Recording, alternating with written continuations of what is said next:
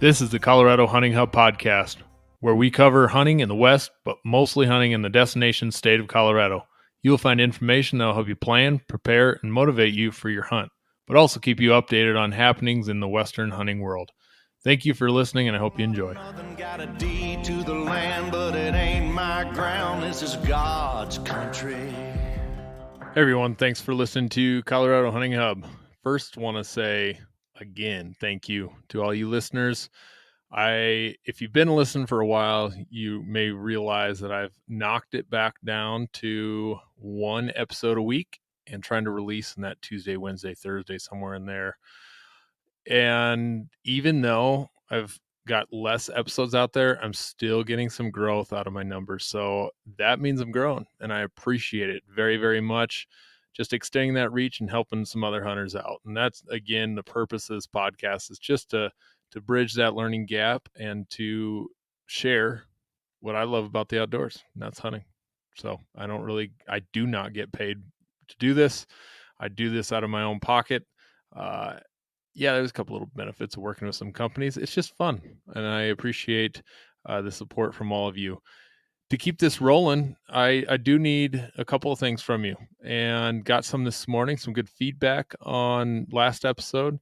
I'm going to have my stinkers. I'm going to have my good ones, and I appreciate those that reach out and give me a little bit of that feedback and what you want to hear. I don't have all the time in the world, so my editing is not going to be top notch, but I'll try and keep that content right in the wheelhouse of something you're looking for. So I am going to look at some expansion options. So if you've got ideas, shoot them my way. I've got a couple things in the works there, just that'll go pretty well unnoticed, but just trying to make sure I'm providing some good content for everyone. Also, I need some more folks to interview. So if you got someone, you yourself want to jump on, we need to get some of those scheduled, and we'll get rolling. When this episode drops, I'll be headed out, or I'll be almost headed out to go archery elk hunting, because that's right around the corner next week. Going to check trail cameras on Sunday, and I'm pumped. Can't wait to see what's on there and get to see kind of what's going in my area. So that'll be exciting. And this episode, I think, is perfectly timed for that exact thing that we're about to all jump into, hunting season.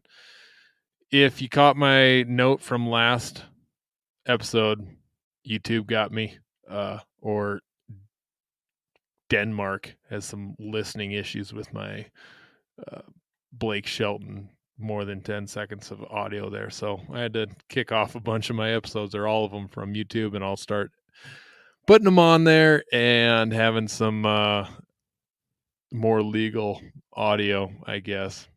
Whoopsie. Oh well. There is a bunch of past episodes that you should go check out. If you're scrambling for gear, if you're scrambling for something, go check out some of those. There's some really good stuff. Go take a look. Big thanks to iHunt for letting me share their stuff there. Also, thanks to Big Agnes. Go check them out. They got some good camping equipment, and I'll put some posts up here soon of my setup here that I'm going to do in the yard and test out some equipment for them. Also, we're still running our Onyx giveaway. Links below. Get signed up there. And then Branded Bills has some good apparel and hats. I'm wearing a hat right now from them. And then Wilderness Athlete is also giving us some discounts. So check out those coupon codes in the links below. But in the meantime, if you could scroll down, if you're listening to Apple Podcasts, go down, give me a subscribe and a 5-star rating. That'd be helpful. And also, again, get in contact with me if you got some input, some feedback, something you want to hear.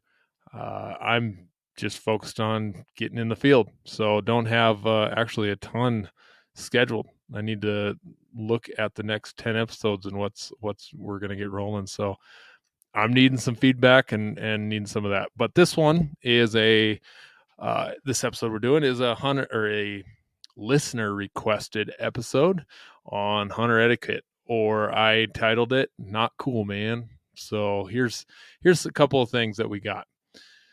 Let me preface with the fact that what I'm sharing with you all are not my ideas, but instead your fellow hunters. I would gladly take the blame for any of these that you don't agree with, but I didn't want to do this episode with my ideas alone. Otherwise, I'd just be another idiot with an opinion.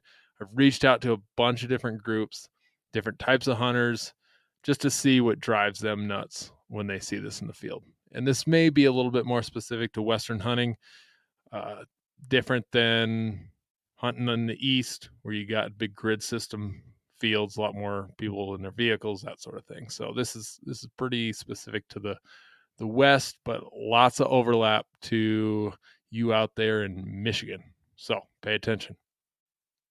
One of the commonalities that I saw in all of the responses are that people want to feel that there's a sense of a wild place that they are in, and they want to feel that they are the only ones that have ever been there, or they're the only ones there. Obviously, more times than not, someone else has been in that exact area at some point in time. It's just a nasty reminder to feel that trace or see that trace that someone is there, and while you're having that little moment. I have those all the time. Just you're way back in and you wonder the history of the area, who's been there, what were they doing there, and when you find old timey traces like an old cabin or an old you see a lot of like pinyon juniper around here just cut with axe. You can tell it's been cut with an axe, like way out there. There's not a fence there right now, so I don't know what they're cutting down. Maybe there was an old fence that ran through there at one point, but out in the middle of nowhere, just wondering what happened there, why it happened. So if you're into history related stuff, it's always kind of a fun little thought as you're hiking around and seeing some of those old traces of people. Never found an arrowhead or something like that, but that'd be kind of one of the pinnacle of finding an old trace of someone that was there before you. But the newer traces of people, not so fun. And some of the things I thought first that would ruin a hunt. What are those things? Here's a list of 3. Your vehicle has an issue, or you have a gear issue. Those seem to always ruin a hunt. Or, yeah, I guess that is another one we can add in there. Not having things set up at home to be gone for a certain amount of time.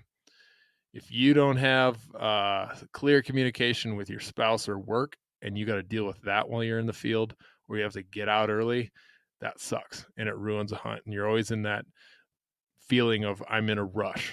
I have been in a rush my entire life, and when I'm out hunting, that rush ruins most of my hunts and it makes me a bad hunter. So if you can figure out how to just slow it down, those are my better hunts. And I love those hunts. And I had some last year where it just was slowed down. I don't need to worry about work right now. I don't need to worry about what's going on at home. Something happens, I got the inReach and they can get a hold of me. But for the most part, I just want to forget about that and focus on good hunting techniques. The other things that ruin hunts, weather, that's a given. But lastly, the things that ruin hunts, I think, are running into other hunters and having a negative interaction. The other guy is always the idiot. Ask anybody that's hunted ever and had a bad interaction. Uh, they're always the idiot. I have had a bad interaction with a person I didn't know while I was out trapping. Thanksgiving Day, I was checking some traps along a river. Had some coon traps. I caught a couple fox there in the past, and there's a walking trail. It's a pretty populated area, but I was down in some thick stuff where no one would ever see me. But I guess the guy did. Pretty wide creek, about 80 yards away. All of a sudden, I hear trappings for blank. A total nasty term that or name for somebody, and I'm not even going to leave reference to what it is, what they were referencing to, because it's completely unacceptable these days or any day. So, but that's the term what I got called, and I was just had my arm deep into a trap rebaiting. I had no idea where that came from. I had a bunch of willow in the way. Don't even know how they heard me, saw me, whatever, but they saw me and they found out what I was doing. So that interaction instantly, and my day and my sets were done for. I ended up having to pull those traps out because, like, well, geez, I'm going to leave. That guy's going to go grab my traps, throw them in the river, and away they go. Or he's going to come trip them, do something. So that was done. And it was just right in the heart of the best time that I wanted to be trapping. So that was ruined. But what I did was I was pretty kind to the guy. I asked him to just keep on moving. I was within my legal rights, and he kept going on and on. And the funny thing is he said, "What are you going to do if you catch somebody's cat or their dog?" And I replied with a, "Well, I'm going to open the door and let it go." That's his ignorance. He had zero idea of what I was doing and how I was doing it. And in Colorado here, we got to use cage traps. Pretty easy for accidental catch to let it go. So ended up catching a coon right there. And I asked him before I dispatched that, I said, "Sir, could you please keep on going? You're going to see something you're not going to want to see." And ended up dealing with that in front of him because he would not leave. So I had to get out of there. There's nothing else I could do. And he finally walked off. We could tell the girlfriend or mom or wife or whoever was with him was a little embarrassed. So um, that he was creating this big stink. But it was a negative interaction that totally ruined my day. And that set. And I didn't trap it since. Yeah, that was like 4 or 5 years ago. Haven't trapped it since.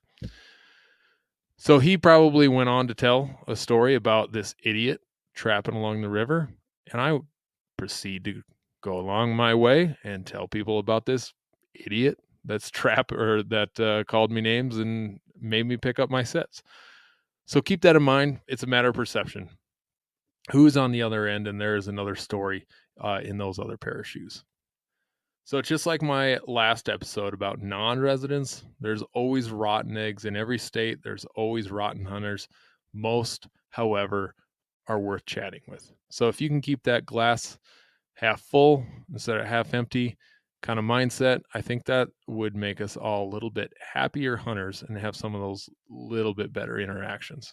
We're too small of a community to be divided in that way.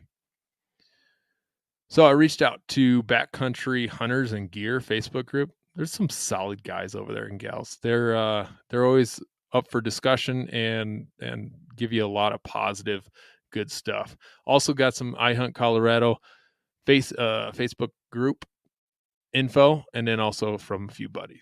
So here's what we came up with. A couple of these that they shared were legal issues versus ethical. Legal is, go read it in the book. There may be a touch of little gray areas occasionally. These are all pretty straightforward. Ethical can be a matter of perception, a matter of your upbringing, a matter of your geographical location, even your culture, or even our local culture here in Colorado. There's certain things we're going to do here that are not okay in other states and vice versa.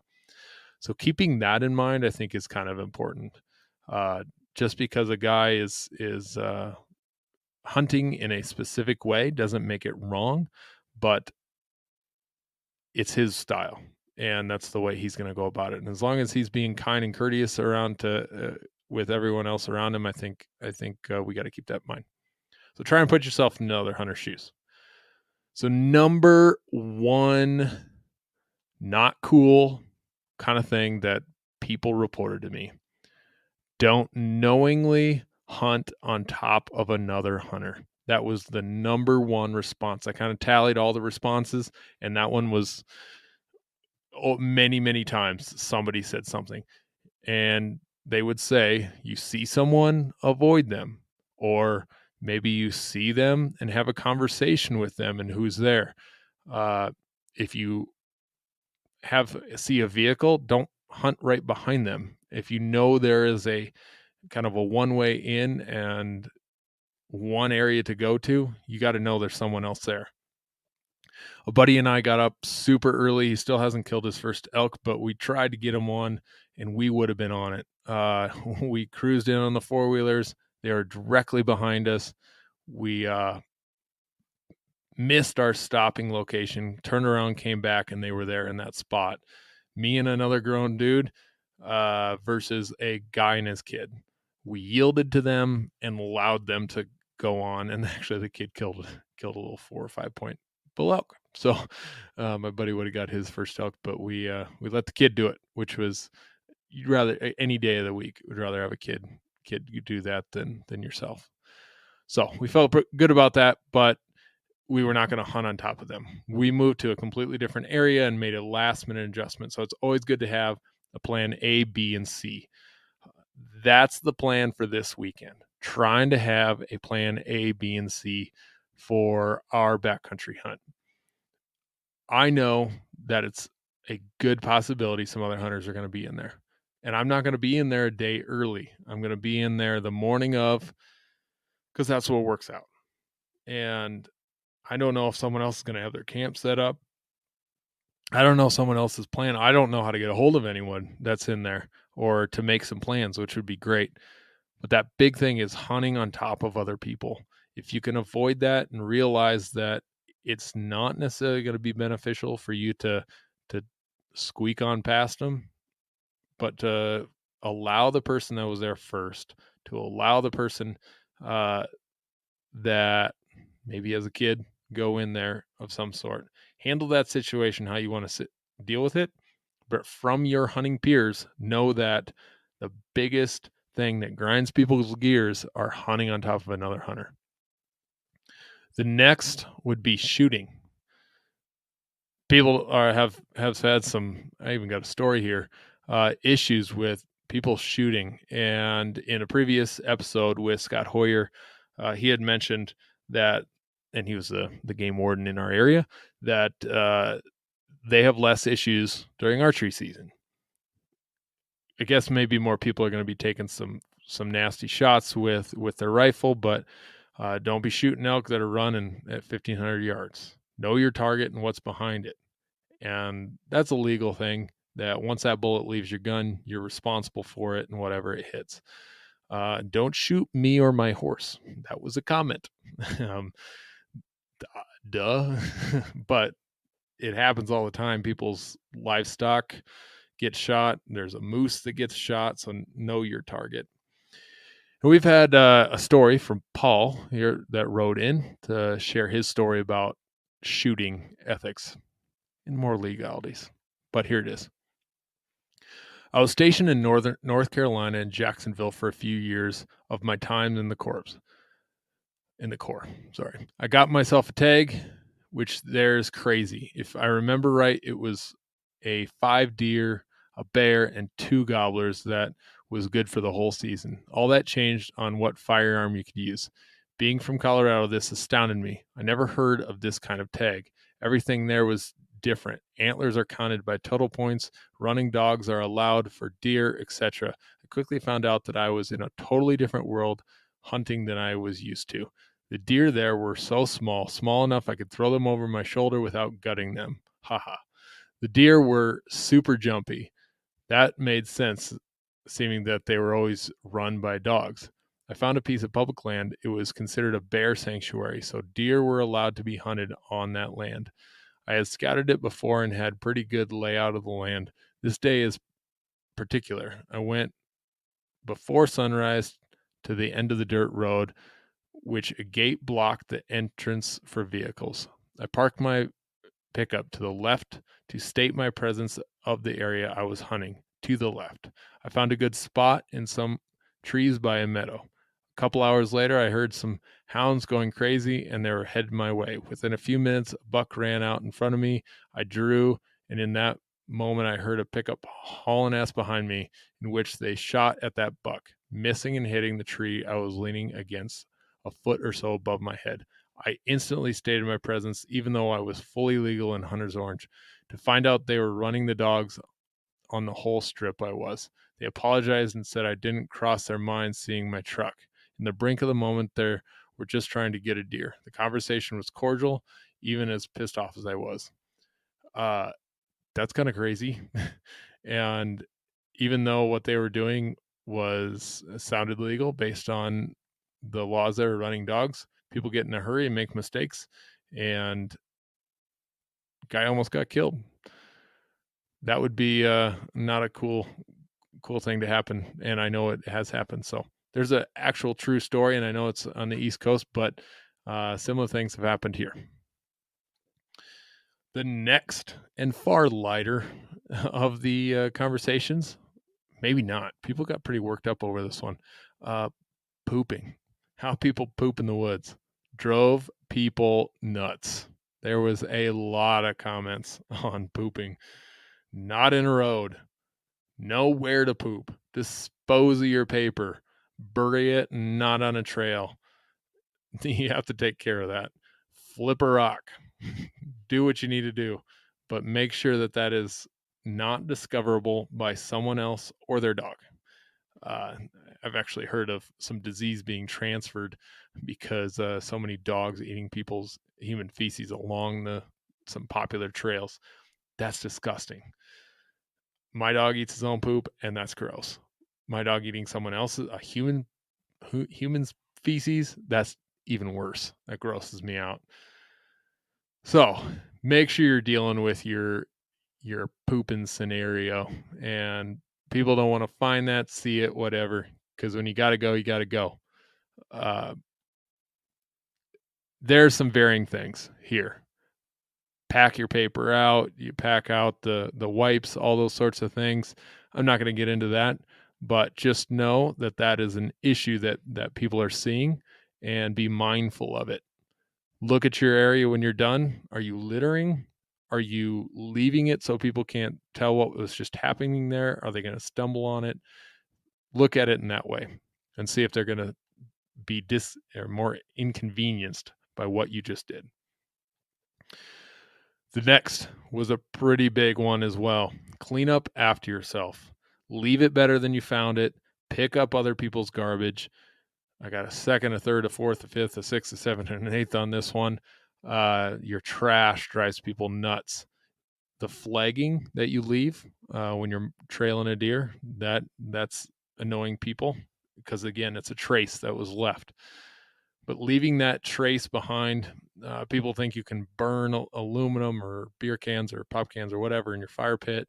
That bothers me. Yeah, they kind of burn and smolder a little bit, but they're there for a long time.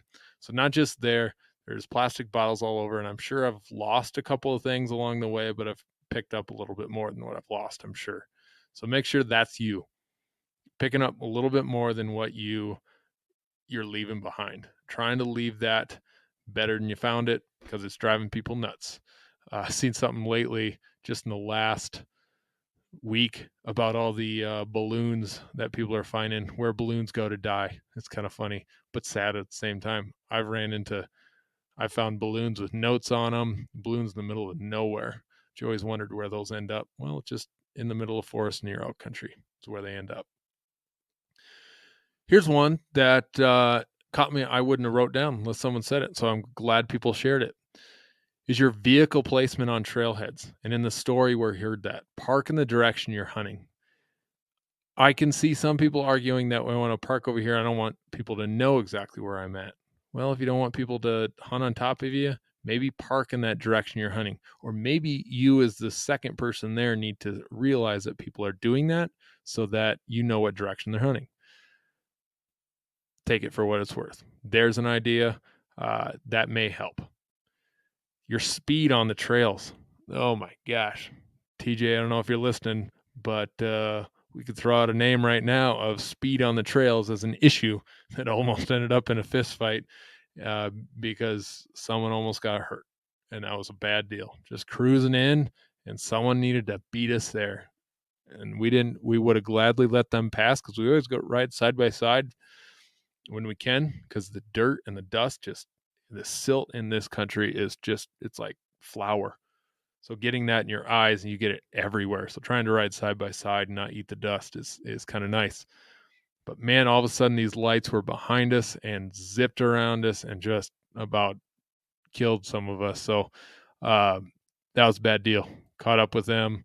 That was a multi-day deal because we saw them the next day. Yeah, speed on the trails. You got to watch that. Go at a reasonable pace, be courteous, and be safe. Next on the list is your shooting ability. Practice. Too many hunters decide I put 3 on paper, I'm good. I can hit a pie plate, I'm good. Go back and listen to our episode on shooting straight. Next is treat others the way you want to be treated. Next, keep your vehicle on the roads. As I was shed hunting this year, cruising into a spot, I was hiking, and here comes a side by side right at the bottom of the drainage, looking for antlers on the road while I had just hiked in 3 miles. So that sucked and annoyed me. But keep your vehicles on the roads. In Western Colorado, your vehicle has some pretty big impacts on the landscape. So I've got a little plot of 10 acres. It's worthless land, got a cliff behind, it's sage pinyon, dry desert, whatever. And I've driven my four-wheeler across, I don't have trails, it's just 10 acres. So I've driven my four-wheeler over to where I like to place my 100 or 70 to 100 yard target. Driven 3Ds over there on my four wheeler, and I've looked on Google Earth, and you can see those tracks on there. They stay there and they don't go away very fast. So pay attention to that. You don't want to be leaving that impact. Next is do your homework to find a good spot and keep it yours. Don't post that on social media just because you aren't going back. I could be a hypocrite for doing that. I did just post that I got a Unit 93 tag. The whole unit though, and that's where I'm going. And I wasn't really asking for help. I just was just kind of like, hey, I picked up a cool tag and pumped about it. Should be fun. I'm starting from scratch. So um, here's what I'm going to do. That was my approach to that. Not looking for any tricks of the trade or secrets there, and others should take note of that and try not to just steal information, but go do your own homework. The next one is be apologetic if you screw up. Pride is a big thing for a lot of us that we do get in a little tussle, and if you're not apologetic and you don't try and right the wrong, it just becomes a bigger problem. I haven't been saying numbers, but this is number 12. It's public land.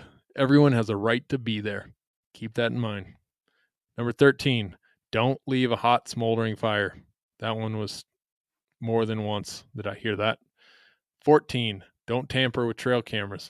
Legally, you can't really do that. There's a whole lot of, I believe. Let me take that back. I'm going to just leave that one alone. Just don't tamper with people's trail cameras. I've heard all kinds of different things, seen polls about people saying, you run into a trail camera. Do you leave it alone? Do you take a funny picture? Do you take the card out and look at the pictures? Or do you steal it? Obviously not the last one, but I'm not going to pick a thing there, but maybe the best thing to do would be to just leave it alone.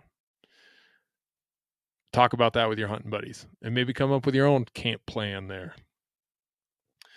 Number 15, carving in trees. Don't do that. Don't do that. It's just dumb. Number 16, conflicts between guides and do-it-yourself hunters. I haven't personally had that one, but I've heard about it. Interesting. So if you're a guide, realize that they're just other hunters too, and you're on public land, and they deserve the right to be there. Same with the guides. Same for the hunter. They have the legal right to be there. They're just getting paid to do it. Number 17, can't spook game. Even if you are a hunter and you're okay with that, what's going on there, and you just want to spook the game because the other hunter's pissing you off, that's illegal. You can't do that. Number 18, if a guy brings you to a honey hole 1 year, don't assume you can go there without him, and don't run your mouth to your friends of where you were at. That's a big one. Just talking about that the other day with a friend, and he said that's happened multiple times to him. You're going on a limb and showing a buddy a spot because you want them to have a good opportunity, but don't take other people in there. Don't go in there by yourself. That's one of those big honey hole etiquette. Number 19, don't bash out-of-staters and hunt out-of-state yourself. That's funny. That was last week's episode. Number 20, don't block access with your vehicle. I don't think you can do that anyway. Number 21, lazy hunters screw up guys' hunts by pushing animals in road hunting. Try not to be that guy. 22, complaining about other folks' hunting styles. Folks complain about other guys' bugles all the time. Elk sound weird. Even a crappy Primos Terminator can sound like an elk, and you can call them in. I've called in an elk with one of those. I've put my Terminator aside for now and got a better call, but it works. Don't be a jerk. Number 23. Don't look at someone through your rifle scope. One of the guilty pleasures is Alaskan bush people. It's like a train wreck. You can't help but watch. That new season just started, and my wife and I were watching, and it's like, can't they just buy some binoculars? They got all these guns, and they're always looking through their scopes, looking at stuff. They need a pair of binoculars. They never have binoculars, and that's not a safe thing to do. Number 24, don't take your barking dog hunting. That was from somebody. I don't know the story there, but there must be one. Number 25, don't ask for permission and then bring a bunch of buddies. Meaning, don't ask for permission to hunt a piece of property for yourself, and then you bring 5 people. If you ask for permission, you need to be making sure that you are telling them, hey, I'm asking for permission for my 3 buddies. So keep that in mind. 26, don't mess with other guys' camps. Guess there's a story there. 27, don't mess with guys' decoys, tree stands, all of that. Now, in Colorado, you have to pick your stand up. And I have had a game warden tell me if it's there outside of that timeline when it's not okay to be there, then they actually say you can take it. I've had a game warden tell me that. So take that for what it is, but messing with other guys' stuff that's out in the field during the season, not okay. I'm about to go hike in some water, maybe our camp. There's going to be hundreds of dollars, probably thousands of dollars that I'm going to take in and I'm going to leave there. If anybody messes with that, man, I'd be pissed. Just leave it alone. And then lastly, don't get yourself in a pack out you can't handle. That's more of a legal thing. You're responsible for that. So as you go into the field this fall, keep in mind some of those big hunter etiquette, not cool man scenarios, and try and be courteous and kind and cordial to your neighboring hunter because they're a small group and we need each other in the long run. So be safe, be kind, and apologize for your mistakes. Thanks for listening.